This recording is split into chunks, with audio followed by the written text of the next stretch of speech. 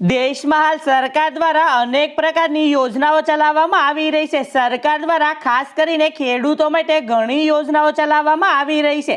જરૂરિયાતમંદ અને ગરીબ લોકો આ યોજનાનો લાભ લઈ રહ્યા છે। તેમાંની એક યોજના છે પ્રધાનમંત્રી કિસાન સન્માન નિધિ યોજના। આ યોજના હેઠળ ખેડૂતોને વાર્ષિક 6,000 રૂપિયાની સહાય આપવામાં આવે છે, જે વર્ષ દરમિયાન 3 હપ્તા દ્વારા ચૂકવવામાં આવે છે। દરેક હપ્તામાં 2,000 રૂપિયા ચૂકવવામાં આવે છે। અત્યાર સુધીમાં આ યોજનાના કુલ 20 હપ્તા ખેડૂતોના ખાતામાં ટ્રાન્સફર કરવામાં આવ્યા છે। હવે ખેડૂત મિત્રો 21મા હપ્તાની રાહ જોઈ રહ્યા છે।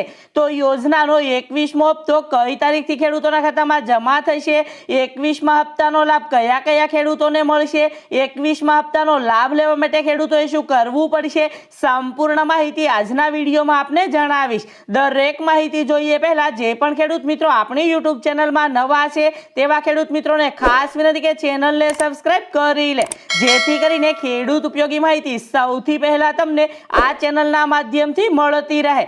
તો પીએમ કિસાન સન્માન નિધિ યોજના ખાસ કરીને ગરીબ ખેડૂતો માટે શરૂ કરવામાં આવી છે। આ યોજના હેઠળ ખેડૂત પરિવાર મળેલી રકમનો ઉપયોગ ખેતી સાથે તેમના જરૂરી ખર્ચાઓને પહોંચી વળવા માટે કરી શકે છે। આ યોજના એટલે કે પીએમ કિસાન યોજનાનો લાભ વ્યક્તિગતના બદલે સમગ્ર ખેડૂત પરિવારને મળે છે। એટલે કે પરિવારમાંથી કોઈ એક સભ્ય પીએમ કિસાન સન્માન નિધિ યોજનાનો લાભ લઈ શકે છે। આવી સ્થિતિમાં એક જમીન પર એક પરિવારમાંથી માત્ર એક વ્યક્તિને જ આ યોજનાનો લાભ મળવા પાત્ર છે। જ્યારે સરકારી નોકરી મેળવનાર વ્યક્તિ, ઈપીએફઓના સભ્ય, 10,000 રૂપિયાથી વધુનું માસિક પેન્શન મેળવનાર વ્યક્તિ, એમપી, એમએલએ વગેરે વ્યક્તિઓ આ યોજનાનો લાભ લઈ શકતા નથી। ત્યારબાદ વાત કરીએ તો 2023 વર્ષની એટલે કે 2023ના વર્ષનો છેલ્લો હપ્તો 15 નવેમ્બરના રોજ ખેડૂતોના ખાતામાં ટ્રાન્સફર કરવામાં આવ્યો હતો।